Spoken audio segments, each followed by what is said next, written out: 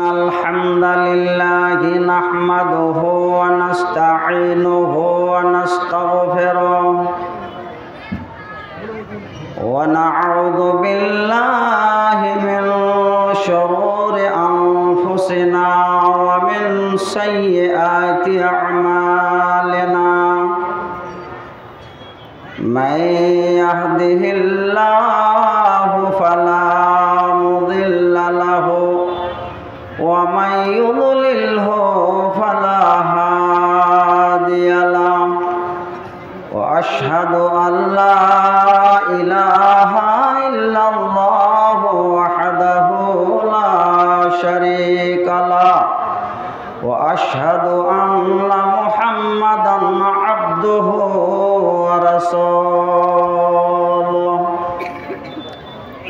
يا أيها الذين آمنوا اتقوا الله حق تقاته ولا تموتن إلا وأنتم مسلمون يا أيها الناس اتقوا ربكم الذي خلقكم من نفس واحدة وخلق منها زوجها وبث منهما رجالا كثيرا ونساء واتقوا الله الذي تساءلون به والأرحام إن الله كان عليكم رقيبا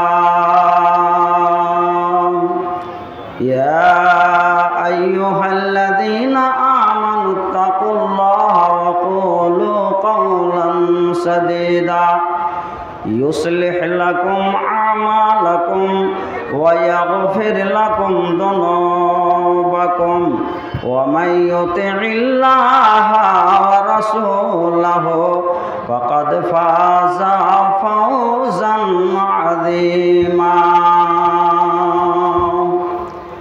أما بعد فإن خير الحديث كتاب الله وخير الهدي هدي محمد صلى الله عليه وسلم وشر الأمور محدثاتها وكل محدثة بدعة وكل بدعة ضلالة وكل ضلالة في النار أعوذ بالله من الشيطان الرجيم بسم الله الرحمن الرحيم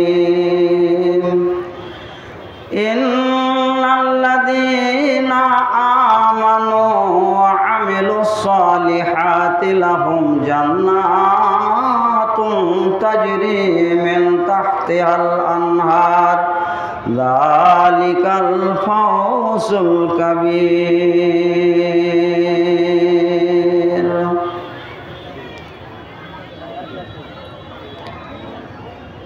وعن سفيان بن عبد الله الثقفي رضي الله تعالى عنه قال قلت يا رسول الله قل لي في الإسلام قولا لا أسأل عنه أحدا بعدك وفي رواية غيرك قال قل آمنت بالله ثم استقم رواه مسلم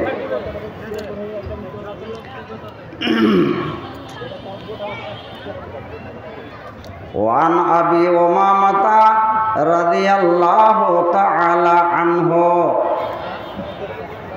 قال إن رجلا سأل النبي صلى الله عليه وسلم ما الإيمان قال إذا سرتك حسنتك وإذا ساءتك سيئتك فأنت مؤمن أو كما قال النبي صلى الله عليه وسلم।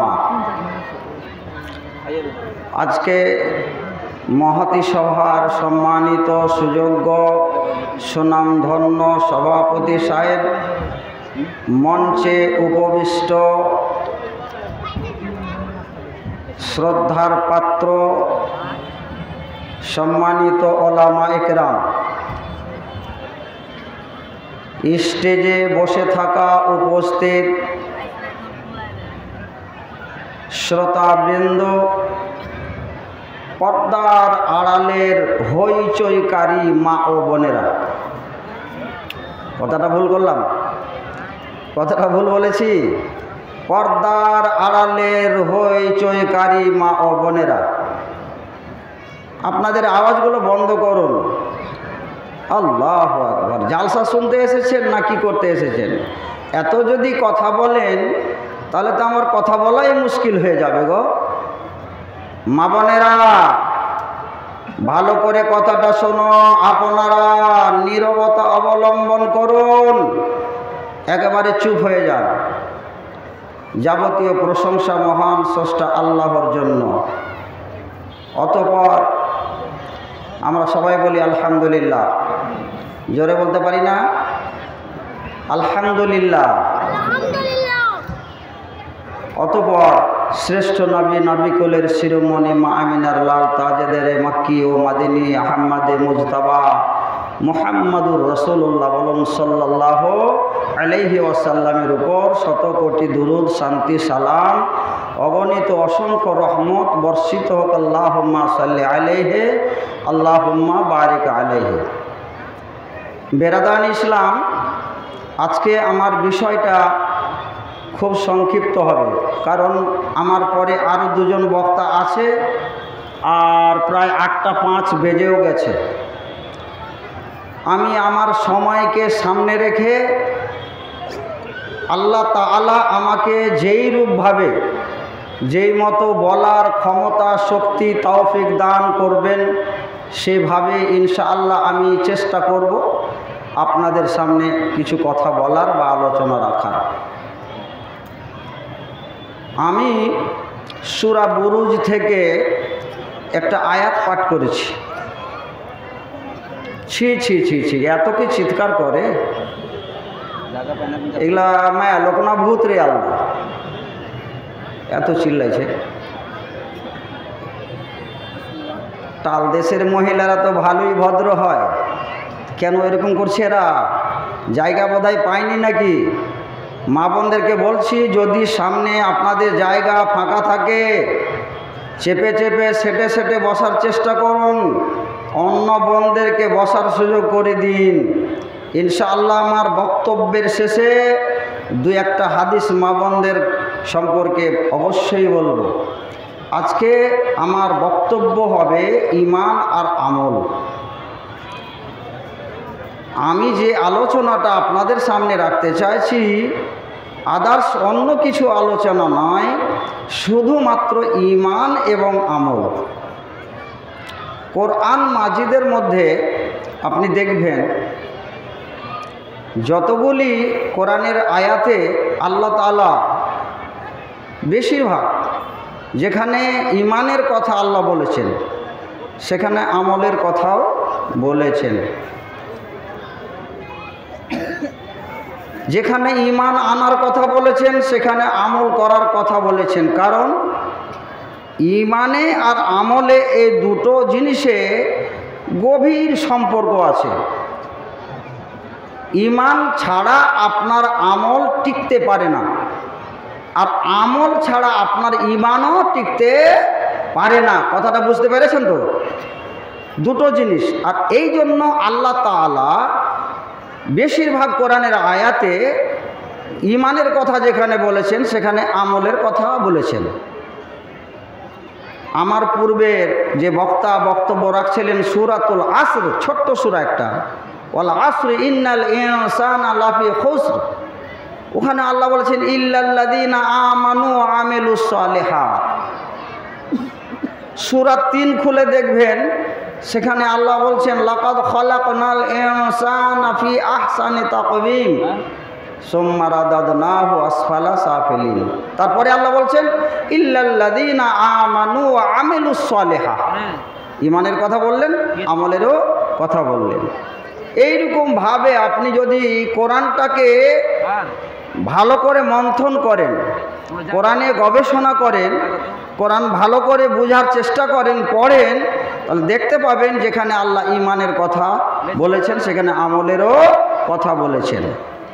হাজার গাড়ি আপনি আমল করছেন, কিন্তু আমলের প্রতি আপনার বিশ্বাস নাই, ঈমান নাই, ওই আমল করে আপনার কোনো কাজ হবে না। কিছু মুসলমান আছে হাজার গাড়ি আমল করছে, কিন্তু ওর আমল টিকে না। কেন? আমলের মধ্যে তার শিরক আছে, বেদাত আছে, শরীয়ত বিরোধী কাজ আছে, এই জন্য তার আমল টিকবে না, ঈমান টিকবে না। তাহলে আল্লাহ তাআলা এখানে বলছে ইন্নাল্লাযীনা আমানু, জান্নাত নিতে গেলে আপনাকে দুটো জিনিস ঠিক রাখতে হবে, একটা হচ্ছে ঈমান আর একটা হচ্ছে আমল। এই জন্য আল্লাহ তাআলা সূরা বুরুজে পরিষ্কার স্পষ্ট করে বলে দিলেন, বুঝিয়ে দিলেন, ইন্নাল্লাযীনা আমানু ওয়া আমিলুস সালিহাত, নিশ্চয়ই যারা ঈমান এনেছে এবং ভালো আমল করেছে, ফরজ 5 ওয়াক্ত নামাজ পড়েছে, রমজান মাসের রোজা রেখেছে, জীবনে একবার হজ করেছে, জাকাতের সামর্থ্য হলে জাকাত দিয়েছে, কালেমা পাঠ করেছে। আল্লাহ পাকের নবী বলছেন ইসলামের এই আরকান আহকামগুলো যদি আদায় করে নিতে পারে, আল্লাহর প্রতি বিশ্বাস রেখে, ঈমান রেখে, তাহলে তার ঈমানও টিকে যাবে আর আমলও টিকে যাবে। তো আল্লাহ তাআলা বলছেন যারা দুটোই করে, ঈমান তার সাথে সাথে আমল, যদি দুটোই জিনিস করে, তো আল্লাহ বলছেন লাহুম জান্নাতুন, তাদের জন্য রয়েছে পরকালে সুখময় স্থান জান্নাত, তাজরি মিন তাহতিহাল আনহার, যেই জান্নাতের নিচ দিয়ে দুধের নহর প্রবাহিত হবে, মধুর নহর প্রবাহিত হবে, আর শরাবের নহর প্রবাহিত হবে। শরাব বলতে এই শরাব নয় যে দুনিয়াতে আমরা পান করছি, ব্রাদার ইসলাম।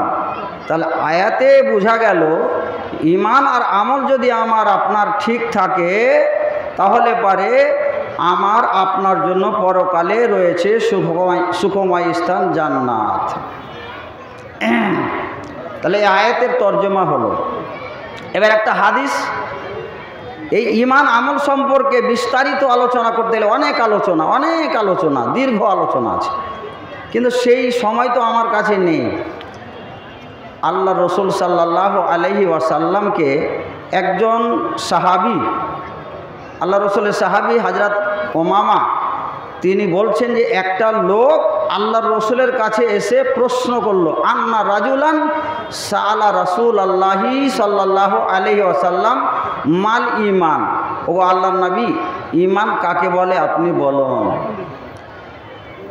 আল্লাহর রাসূল সাল্লাল্লাহু আলাইহি ওয়াসাল্লাম বললেন, ইজা সাররাতকা হাসানাতুকা ওয়া সাআতকা সাইয়্যাতুকা ফাআনতা মুমিনুন, যখন কোনো দিনের কাজ, ইসলামের কাজ, ভালো কাজ, নামাজ পড়তে ভালো লাগবে, জালসা শুনতে ভালো লাগবে, কোরআন শুনতে ভালো লাগবে, হাদিসের কথা শুনতে ভালো লাগবে, ওয়াজ শুনতে ভালো লাগবে, আর দুনিয়াবি আলোচনা, কিস্সা কাহানি শুনতে ভালো লাগবে না, রাজনীতির কথা শুনতে ভালো লাগবে না। যদি তোমার অন্তরে এই কথাটা, এই রহস্যটা লুকিয়ে থাকে, আল্লাহ পাকের নবী বলছেন ফাআনতা মুমিনুন, তাহলে মুমিন। তো যারা দোকানে ঘুরছে, যেই সমস্ত মহিলারা, যুবতী মহিলারা দোকানে ঘুরছে, এরা ইসলাম ঈমান সম্পর্কে কোনো জ্ঞান তাদের নেই, কোনো জ্ঞান নাই, যার জন্য তারা টাইম পাস করার জন্য এসেছে, হাদিস কোরআনের প্রতি তাদের মোহাব্বত নাই, ভালোবাসা নাই, আল্লাহর রসুলের প্রতি তাদের ভালোবাসা নাই। এই জন্য তারা টাইম পাস করার জন্য জালসার নামে বাহানা করে এসেছে, জালসা শুনবো মনে করে।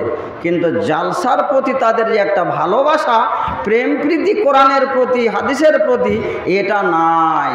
আল্লাহ রসুল বলছেন, যেই কাজটা, নেকির কাজটা যদি তোমাকে করতে ভালো লাগে, যত করছো অত ভালো লাগছে, যত নামাজ পড়ছি অত ভালো লাগছে।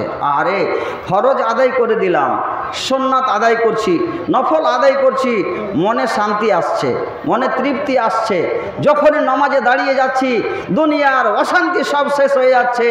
যখন একামত দিয়ে আল্লাহু আকবার, আল্লাহু আকবার, আশহাদু আল্লা ইলাহা ইল্লাল্লাহ, আশহাদু আন্না মুহাম্মাদার রাসূলুল্লাহ, হাইয়া আলাস সালাহ, হাইয়া আলাল ফালাহ, قد قامت الصلاة قد قامت الصلاة الله أكبر الله أكبر لا إله إلا الله, এটা বলার পরে যখন আল্লাহু আকবার করে বুকে যখন হাত বাঁধলাম, তখন কি বলি? যদি আপনি এই দুয়াটার মানে বুঝেন আর আপনার যদি ঈমান নিশ্চয়ই থাকে, তাহলে আপনার ঈমান ওই নামাজের অবস্থায় বাড়তে বাড়তে বাড়তে একেবারে আল্লাহর কাছাকাছি হয়ে যাবেন। এবং ঈমান বাড়বে যে একেবারে আল্লাহর কাছাকাছি হয়ে যাবেন। বুকে হাত বাঁধার পরে আপনি কি দোয়া বলেন? আমরা এই দোয়াই বলি কি? আল্লাহুম্মা বাঈদ বাইনি ওয়া বাইনা খাতায়ায়া কামা বা'আতা বাইনাল মাশরিকি ওয়াল মাগরিবি। দোয়ার মানেটা কত সুন্দর আপনাকে জানতে হবে। আপনি মুসলমান, মাদ্রাসা এত বড় খুলে রেখেছেন, আপনি দুয়ার মানে জানবেন না, আয়াতের মানে জানবেন না, কোরআনের তর্জমা আপনি বুঝবেন না। কেন বুঝবেন না?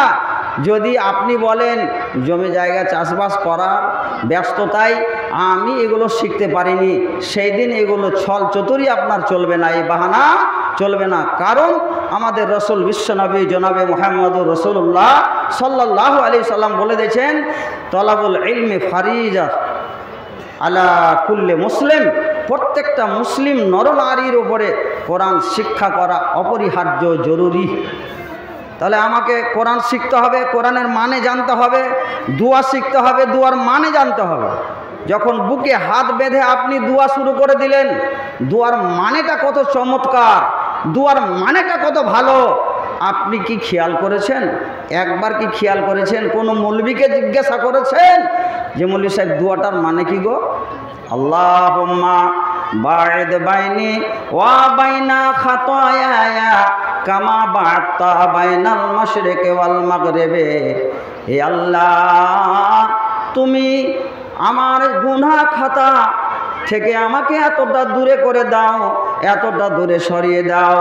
আল্লাহ, তুমি আমাকে আমার পাপ রাশি থেকে এতটা পাক সাফ করে দাও, এতটা দূরে সরিয়ে দাও, যেমন পূর্ব এবং পশ্চিমের মধ্যে তুমি দূরত্ব কায়েম করেছ।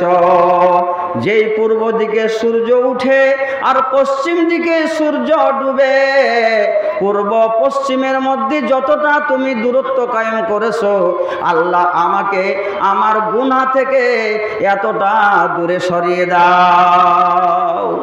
এটার মানে হচ্ছে আল্লাহুম্মা বাঈদ বাইনি ওয়া বাইনা খাতায়া। মা বোনেরা, ওয়াজগুলা শোনার চেষ্টা করবেন, তাহলে কিছু কাজে লাগবে, লাভ হবে। ঈমান কাকে বলে আপনাকে প্রমাণ করে দেখাচ্ছি। তাহলে এইবার আপনি দোয়া করছেন, আল্লাহুম্মা বাঈদ বাইনি ওয়া বাইনা খাতায়ায়া কামা বা'আতা বাইনাল মাশরিকি ওয়াল মাগরিব। তারপরে কি বলছে? আল্লাহুম্মা নাকিনি মিনাল খাতায়া। হে আল্লাহ, তুমি আমাকে পাক পবিত্র করে দাও, পাক সাফ করে দাও, পরিষ্কার করে দাও। আল্লাহুম্মা নাকিনি মিনাল খাতায়া, কি থেকে? গুনাহ থেকে, পাপ সমূহ থেকে, পাপ রাশি থেকে আমাকে তুমি একবারে পরিষ্কার করে দাও। কেমন পরিষ্কার? কামা আয়ুনাক্কাস সাওবুল আবিয়াদু মিনাদ দানাস। আপনার গায়ে সাদা জামা আছে, আপনার মাথায় সাদা রুমাল আছে, এই রুমালটা 4 দিন 5 দিন 7 দিন 1 সপ্তাহ যখন আপনি ব্যবহার করবেন, ওই সাদা রুমালটা ময়লা মুখযুক্ত হয়ে যাবে, ময়লাতে কালো হয়ে যাবে, কালার পাল্টে যাবে, কালার বদলে যাবে, চেঞ্জ হয়ে যাবে। এইবার আপনি ওই রুমালটাকে, ওই জামাটাকে 1 সপ্তাহ পর যখন সাবুন দিয়ে আপনি পরিষ্কার করবেন, সার্ফ দিয়ে নিরমা দিয়ে যখন সাফ করবেন, আপনার সাদাটা কি হয়ে যাবে? ময়লা মুক্ত হয়ে যাবে। আপনি আল্লাহর কাছে দোয়া করছেন, আল্লাহুম্মা নাক্কিনি মিনাল খাতায়া, আল্লাহ আমাকে গুনাহ থেকে ওইরূপভাবে মুক্ত করে দাও, পবিত্র করে দাও, পাক সাফ করে দাও, যেমন ময়লাযুক্ত কাপড়কে সাফ করে পরিষ্কার করে ময়লা মুক্ত করে দেওয়া হয়। কত সুন্দর দোয়াটার মানে। তারপরে কি বলছেন? আল্লাহুম্মা গসিল খাতায়া বিল মাই ওয়াস সালজি ওয়াল বারাদ, হে আল্লাহ তুমি আমার গুনাহকে পানি দিয়ে, বরফ দিয়ে, ফ্রেশ পানি দিয়ে, যে পানি দিয়ে আমার গুনাহটাকে পরিষ্কার করা হয়, আল্লাহ তুমি আমার গুনাহটাকে এইভাবে পানি দিয়ে, বরফ দিয়ে তুমি পরিষ্কার করে দাও, যেন আমি গুনাহ মুক্ত হয়ে যাই, গুনাহ থেকে পাক পবিত্র হয়ে যাই। এই দুয়ার মানে জেনে যদি আপনি বলেন আল্লাহুম্মা বাঈদ বাইনি ওয়া বাইনা খাতায়া, তাহলে এই দুয়ার মানে যদি জানেন, অবশ্যই আপনার ঈমানের স্পিরিট বাড়বেই বাড়বে। আর নামাজ এমনই একটা ইবাদত, অন্যান্য ইবাদতের চাইতে একটা ভিন্ন ইবাদত। বুখারীর হাদিস আছে যে আল্লাহ রাসূল বলছেন, তা'বুদুল্লাহা কাআন্নাকা তারাহু ফাইন লাম তাকুন তারাহু ফাইন্নাহু ইয়ারাক। ইবাদতে যখন খাড়ো হবে, এমন মনোযোগ দিতে হবে, আল্লাহর সঙ্গে সম্পর্ক তৈরি করতে হবে, আল্লাহর সঙ্গে ভালোবাসা তৈরি করতে হবে, যেই নামাজের মাধ্যমে আল্লাহর যেন নৈকট্য লাভ করা যায়। আপনি তারপরে কি বলছেন সুন্দর করে? আলহামদুলিল্লাহি রাব্বিল আলামিন, সমস্ত প্রশংসা তোমারই হে আল্লাহ, তু হ্যায় তারিফ পানে ওয়ালা। আলহামদুলিল্লাহ, সমস্ত প্রশংসা তোমারই হে আল্লাহ, তু হ্যায় তারিফ পানে ওয়ালা। আলহামদুলিল্লাহ রব্বিল আলামিন, সর্বজগতের মালিক তুমি, সর্বজগতের মালিক তুমি, তোমার কাছে রিজিক ও মাগি, তু হ্যায় রিজিক দেনে ওয়ালা। আলহামদুলিল্লাহ। দুয়ার মানে করছি, এই সূরার মানে করছি। সূরা ফাতিহাকে দোয়াও বলা হয়েছে, যে সূরা ফাতিহাটা এক ধরনের দোয়া। কথা বুঝতে পারছেন? তো আপনি সূরা ফাতিহা পড়ছেন, এই সূরার মানে আর ব্যাখ্যা আপনাকে করে শোনাচ্ছি। তারপরে কি বলছেন? আর রহমানির রহিম, নামটি তোমার, সিফাতটি তোমার, অতি চমৎকার, রহম করো গো মোদের উপর, তু হ্যায় রহম করনে ওয়ালা। আলহামদুলিল্লাহ। তারপর কি বলেন? মালিক ইয়াউমিদ্দিন, দিন কিয়ামতের মালিক তুমি, কি হবে সেটা মোরা না জানি। আমরা কি জানি কিয়ামতে কি হবে, কার কি অবস্থা হবে? আল্লাহ ইচ্ছা করলে কাউকে ক্ষমা করে দিতে পারে। খাদিজা রাদিয়াল্লাহু তাআলা আনহা 5 ওয়াক্ত নামাজ পড়েননি, কিন্তু তিনি কত ভালো স্ত্রী ছিলেন আল্লাহ রসুলের। আল্লাহ রসুলের স্ত্রী হযরত খাদিজা, দুনিয়াতে সমস্ত মানুষ আল্লাহ রসুলের শত্রু। যেই সময় সবাই শত্রু ছিল, হযরত খাদিজা আল্লাহ রসুলের সাথ দিয়েছিলেন, আল্লাহ রসুলকে পূর্ণভাবে বুদ্ধি দিয়ে, জ্ঞান দিয়ে, টাকা দিয়ে, অর্থ দিয়ে, পয়সা দিয়ে পূর্ণভাবে সহযোগিতা করেছিলেন। এমনকি আল্লাহ রসুলের চরিত্রে, ব্যবহারে মুগ্ধ হয়ে তিনি বিবাহের পায়গাম প্রস্তাব দিয়েছিলেন, শেষ পর্যন্ত বিয়ে হয়েছিল। কিন্তু হযরতে খাদিজা রাদিয়াল্লাহু তাআলা আনহা মৃত্যুবরণ করেছিলেন মেরাজের ঘটনা হওয়ার পূর্বেই। আর মেরাজে হয়েছে নামাজ ফরজ, 5 ওয়াক্ত নামাজ ফরজ হয়েছে মেরাজে, আর মেরাজের ঘটনা হওয়ার পূর্বেই হযরত খাদিজা মারা গেছেন। ভাইরা আমার, এই মহিলাটা কত ঈমানওয়ালি এবং কত ভালো, আল্লাহর ভাষায় আল্লাহ তার কত প্রশংসা করেছে। আল্লাহ রসুলের স্ত্রী হযরত খাদিজা একদিন আল্লাহ রসুলের কাছে তরকারি নিয়ে আসছেন, কিছু নিয়ে আসছেন, খাবারের পাত্রে খাবার নিয়ে আসছেন, তরকারি নিয়ে আসছেন। জিবরিল আমিন আল্লাহ রসুলের কাছে এসে বলছেন, ও নবী মুহাম্মদ, তোমার স্ত্রী, তোমার অর্ধাঙ্গিনী খাদিজা তোমার কাছে তরকারি নিয়ে আসছে তোমার খাবারের জন্য। যখন তোমার কাছে খাদিজা আসবে তখন তাকে বলে দিও, আসমান থেকে আল্লাহ স্বয়ং মহান স্রষ্টা মহান আল্লাহ বিবি খাদিজাকে সালাম পাঠিয়েছে। প্রমাণ এরকম খুব কমই আছে যে কোনো মহিলাকে আল্লাহ তাআলা নিজে সালাম পাঠিয়েছে। তো যাকে সালাম পাঠিয়েছে আল্লাহ, ওকে কি আল্লাহ নিরাশ করে? যদিও 5 ওয়াক্ত নামাজ পড়ার তিনি সুযোগ পাননি, তিনার আমলে, তিনার জীবিত অবস্থায় যদিও 5 ওয়াক্ত নামাজ ফরজ হয়নি। ভাইয়ের আমার, মা বোনেরা, ভালো করে কথাগুলো শুনবেন। এবার কি বলছে? বুকে হাত বেঁধে সূরা ফাতিহা পাঠ করছে। আর রহমানির রহিম, নামটি তোমার, সিফাতটি তোমার অতি চমৎকার। রহম করো গো মোদের উপর, তু হ্যায় রহম করনে ওয়ালা। আলহামদুলিল্লাহ। ইয়াকা না'বুদু ওয়া ইয়াকা নাস্তাঈন। এর মানে আপনি জানবেন না? জানতে হবে। ইয়াকা না'বুদু ওয়া ইয়াকা নাস্তাঈন এর মানে হলো তোমারই ইবাদত করি গো মাওলা, তোমারই ইবাদত করি গো মাওলা, তোমারই কাছে মদদ চাহি। তোমারই ইবাদত করি গো মাওলা, তোমারও কাছে মদদ চাহি। তু হ্যায় মদদ করনে ওয়ালা। আলহামদুলিল্লাহ।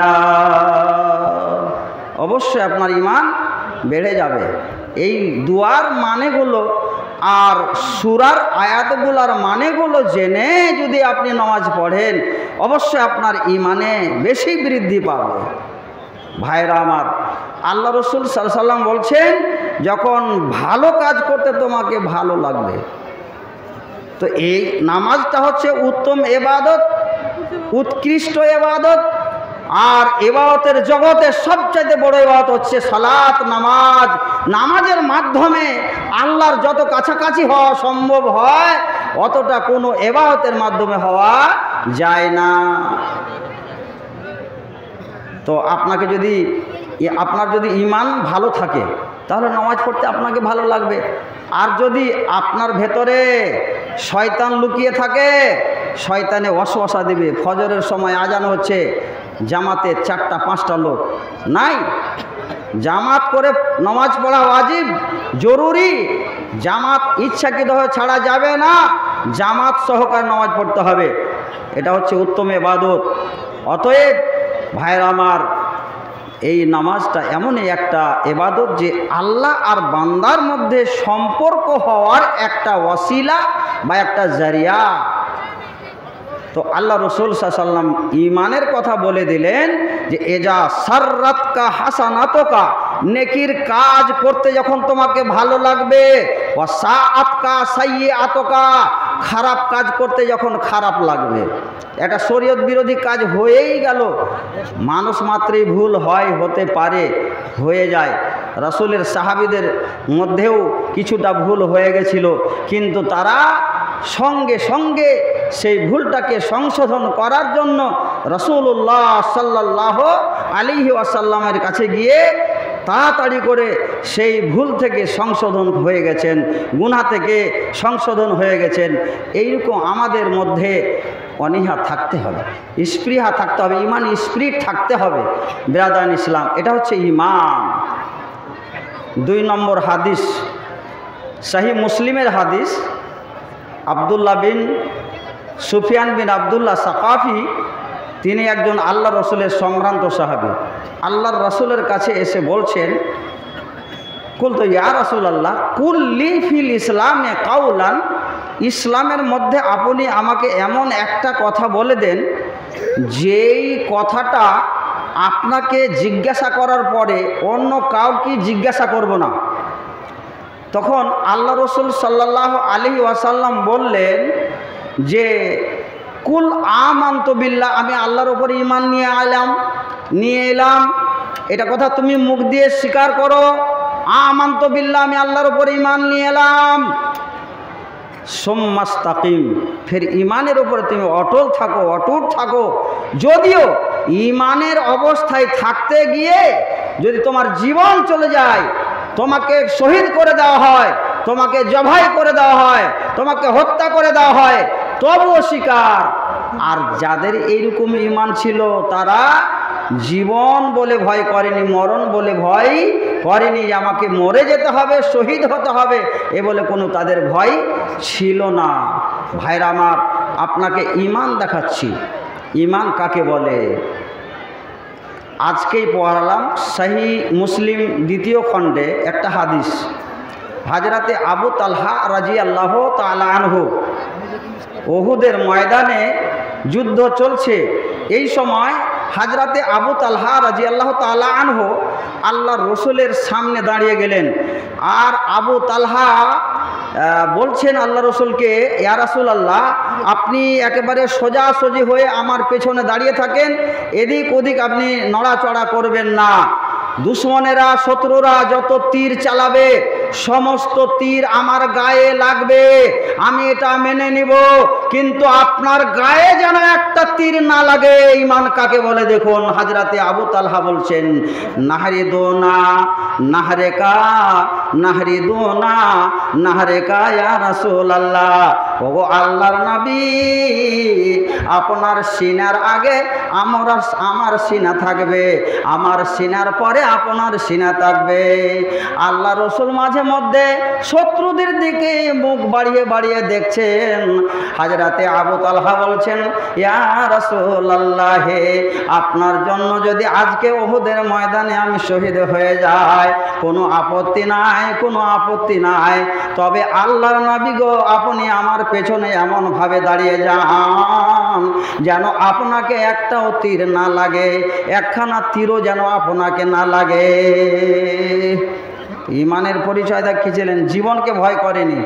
কবি নজরুল ইসলাম তার ভাষায় বলছেন কত সুন্দর করে, আল্লাহতে যার পূর্ণ ঈমান, কথা সে মুসলমান,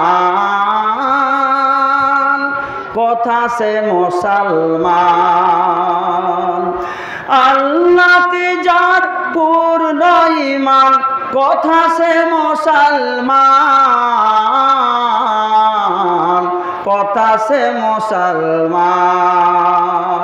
কথা সে আরিফ অভেদ যাহার, কথা সে আরিফ অভেদ যাহার, জীবন মৃত্যু জ্ঞান, কথা সে মুসলমান।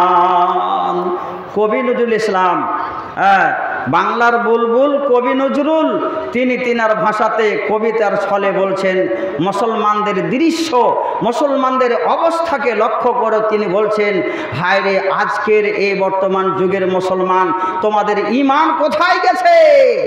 সেই যুগের মুসলমানদের ঈমান কেমন ছিল? আল্লাহর রাসূলের যুগের মুসলমান সাহাবায়ে কেরামদের ঈমান কেমন ছিল? যারা নিজের পারোয়া করেনি জীবনের, যারা নিজের সম্পদের পারোয়া করেনি, জমি জায়গা ছেড়ে দিয়ে, বাড়ি ঘর ছেড়ে দিয়ে, স্ত্রী সন্তান ছেড়ে দিয়ে, অট্টালিকা ছেড়ে দিয়ে, আল্লাহ এবং আল্লাহর রসুলের খাতিরে, আল্লাহর রসুলের স্বার্থে, ঈমান বাঁচাবার স্বার্থে মক্কা ছেড়ে, জন্মভূমি ছেড়ে মদিনায় চলে এসেছিলেন। কেমন তাদের ঈমান ছিল ভাইরা আমার। তাই সেই যুদ্ধে অনেক সাহাবী শহীদ হয়ে গেলেন একটু ভুল করার কারণে, কিন্তু তাদের ঈমান কেমন ছিল, তাদের ঈমানে আমল কেমন তাদের ছিল বেরাদানি ইসলাম।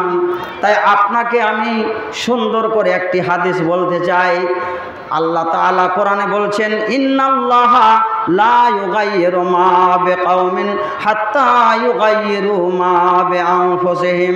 আল্লাহ তাআলা কোন জাতির অবস্থা ততক্ষণ পর্যন্ত পরিবর্তন করেন না, কোন কওমের অবস্থা অতক্ষণ পর্যন্ত পরিবর্তন করেন না যতক্ষণ তারা নিজের অবস্থাকে পরিবর্তন না করে দেয়। আজকে আমাদের ঈমান নাই, আজকে আমরা ঈমান হারিয়ে ফেলেছি, ঈমান আমাদের দুর্বল হয়ে পড়েছে। সারা বিশ্বে, সারা পৃথিবীতে এত মুসলিম দেশ আছে যে বায়তুল মাকদেসের জন্য, যে বায়তুল মাকদেসের মসজিদে আমার নবী ইমাম হয়ে সমস্ত আম্বিয়া কেরামকে নামাজ পড়িয়েছিলেন। বায়তুল মাকদেসের মসজিদ, ফিলিস্তিনের মসজিদ, যে মসজিদ নিয়ে আপনারা মোবাইলে খবর দেখছেন দিন রাত, সারা দুনিয়াতে চক্রান্ত চলছে। সারা দুনিয়ার ইহুদি, খ্রিস্টান, নাসারা, অমুসলিমেরা চেষ্টা করছে যে ফিলিস্তিনের মুসলমানদেরকে কি করে ধূলিসাৎ করে দেওয়া হয়, কি করে নিশ্চিহ্ন করে দেওয়া হয়, এটাই তারা চিন্তা করছে। বেরাদারান ইসলাম, সেই ওই ফিলিস্তিনকে কয়েকবার দখল করা হয়েছিল। একবার হযরতে মূসা আলাইহিস সালাম চেষ্টা করেছিলেন তিনার যুগে। আল্লাহর অর্ডার হলো, মূসাকে বললেন, মূসা তুমি তোমার কওমকে নিয়ে যাও, জেলেই সেখানে তুমি তোমার কওমকে যদি নিয়ে যাও তাহলে ওই ফিলিস্তিনকে তোমাদের হাতে চলে আসবে, তোমরা দখল করে নিতে পারবে। হযরতে মূসা তার কওমকে বললেন, আল্লাহর অর্ডার হয়েছে, এই বনু ইসরাইলের কওম চলো, যুদ্ধ করতে হবে। আর ওই সময় আমালেকার দল, যারা ইহুদি, এরা আজকের নতুন শত্রু নয় মুসলমানের, এরা বহু পুরাতন শত্রু, পুরাতন দুশ্মন। আমালেকা একটা গোষ্ঠী ছিল, সেখানে বসবাস করছিল ওই ফিলিস্তিনের মাটিতে, জেরুজালেমের মাটিতে। তারা খুব শক্তিশালী গোষ্ঠী।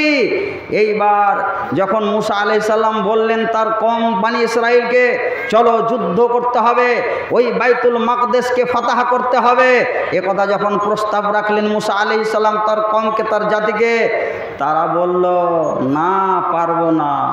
সেইখানে, সেই দেশে, ফিলিস্তিনের মাটিতে, জেরুজালেমের মাটিতে, বাইতুল মাকদেসের মাটিতে এমন একটা জবরদস্ত কওম আছে, শক্তিশালী কওম আছে, তাদের সঙ্গে আমরা লড়াই করতে পারবো না, তাদের শক্তির সঙ্গে আমরা টিকতে পারবো না, না তাদের সঙ্গে মোকাবেলা করার আমাদের শক্তি নেই, যাব না। দুটা লোক বলল, ওই বনি ইসরাইলের মধ্যে যারা ঈমানওয়ালা ছিল, তারা বলল, চলো যাব। মূসা বলেছেন, ওইখানে আমরা জেলেই ইনশাআল্লাহ আমাদের হাতে বাইতুল মাকদেস ফাতা হয়ে যাবে। মূসা আলাইহিস সালাম পারলেন না, গেলেন না। যখন মূসা আলাইহিস সালাম যাওয়ার চেষ্টা করলেন, বুঝালেন, বুঝলো না, তো এভাবে ছেড়ে দিলেন। আল্লাহর হুকুম হলো, এরা যাযাবরের মতো, তোমার কওমেরা যাযাবরের মতো বসবাস করবে যেখানে সেখানে। যাযাবররা যেখানে সেখানে বাড়ি তামু টেঙে দেয়, কুড়ো ঘর টেঙে দেয়, আর ওখানে বসবাস করে। যাযাবরদের কোনো ঠিকানা নাই, কোনো বাড়ি ঘর নাই। এই বনু ইসরাইল কওমেরা যাযাবরের মতো কতদিন বাইরে থাকবে? এরা এমনিভাবে যাযাবরের মতন ঘুরে বেড়াবে কতদিন? 40 বছর। 40 বছর এ আল্লাহ শাস্তি দিলেন। তারপরে হযরত মূসা আলাইহিস সালামের একজন অনুসারী, অনুগামী, তার সঙ্গী, তার সাথী ছিলেন। এটা মুসলিম শরীফ 2য় খণ্ডে হাদিসটা আছে। সুবহানাল্লাহ। হযরতে ইউসা বিন নুন, তার নাম কি ছিল? হযরতে ইউসা বিন নুন। তিনি এবার তিনার আমলে অর্ডার হলো বাইতুল মাকদেসের ইহুদিদের সঙ্গে, মুশরিকদের সঙ্গে, তাদের সঙ্গে যুদ্ধ করতে হবে, মোকাবেলা করতে হবে, আর জেরুজালেমকে দখল করতে হবে, নিজের কবজায় আনতে হবে, নিজের আয়ত্তে আনতে হবে, নিজের দখলে আনতে হবে। এই অর্ডার যখন হযরতে ইউসা বিন নুনের জমানায় হলো, হযরতে ইউসা বিন নুন তিনি চলে গেলেন, যুদ্ধের জন্য চলে গেলেন, তৈরি হয়ে গেলেন। যুদ্ধ করতে করতে করতে করতে সূর্য প্রায় ডুবো ডুবো অবস্থা। যুদ্ধের কাম সমাধা হয়নি, যুদ্ধ শেষ হয়নি, যুদ্ধ চলছে। ভাইরা আমার, তাদের ঈমান কেমন ছিল, সেই মুসলমানদের ঈমান কেমন ছিল। হযরতে ইউসা বিন নুন আল্লাহর কাছে দোয়া করলেন, আর ইউসা বিন নুনের সঙ্গী সাথীরা আল্লাহর কাছে দোয়া করলেন, আল্লাহ সূর্যটাকে একটু থামিয়ে দাও, যেন একটু দেরিতে সূর্যটা ডুবে, কারণ আমাদের যুদ্ধের কাম এখনো সমাধা হয়নি, আমরা সেই দেশকে এখনো ফতহ করতে পারিনি, সেই দেশকে আমরা এখনো হাতে আনতে পারিনি। অতএব তুমি আল্লাহ সূর্যটাকে একটুখানি থামিয়ে দাও। তাদের ঈমান কেমন ছিল, যেই কথা আল্লাহর কাছে বলেছে, যেই প্রস্তাব আল্লাহকে দিয়েছে, যেই কথা আল্লাহকে বলেছে, আল্লাহ তার সেই কথাই শুনেছে।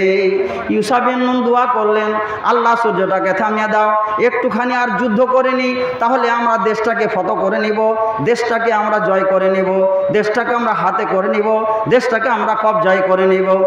আল্লাহ তাআলা সূর্যটাকে একেবারে থামিয়ে দিলেন। আল্লাহ বললেন, সূর্য রে, আমার নবী ইউসা বিন নুন আমার খাস বান্দা, যুদ্ধে এসেছে ইসলামের সাথে ঈমান নিয়ে, আমল নিয়ে যুদ্ধ করতে এসেছে। সেই যুদ্ধের ফলাফল যতক্ষণ ঘোষণা না হবে, তাদের হাতে যতক্ষণ বাইতুল মাকদেস না আসবে, ততক্ষণ পর্যন্ত তুই থেমে যা।